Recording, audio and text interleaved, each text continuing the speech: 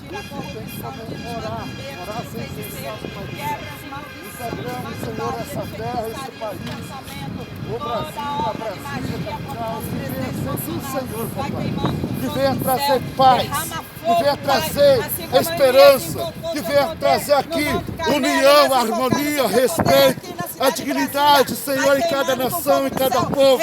Senhor Deus, abençoe, Senhor, a autoridade desse país, senadores, deputados federais, que venham se converter a Ti.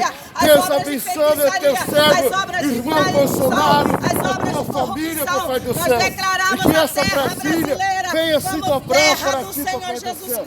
Que a Sua glória venha ser demonstrada aqui. Meu Deus, em nome de Jesus Cristo, declaramos que esse povo, Papai do céu, é teu, Papai do céu. A mentira será quebrada, a inveja será arrancada pela Tua glória, pela Tua graça, Senhor nosso Deus.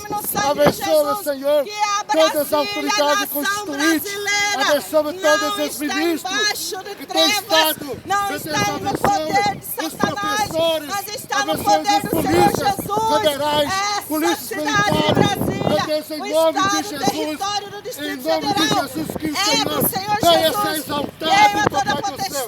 Senhor, repreende todo pecado, toda inveja, toda armação da seta maligna do inimigo.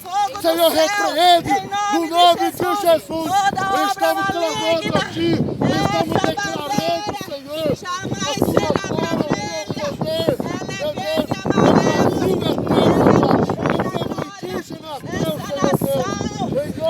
Jesus, Senhor, nós glorificamos a Ti, Te exaltamos, Senhor, em nome de Jesus, Senhor Deus, arranca, Papai do céu, aquela armação, aquela acusação infundada contra o Teu servo, Bolsonaro, Papai do céu, em nome de Jesus.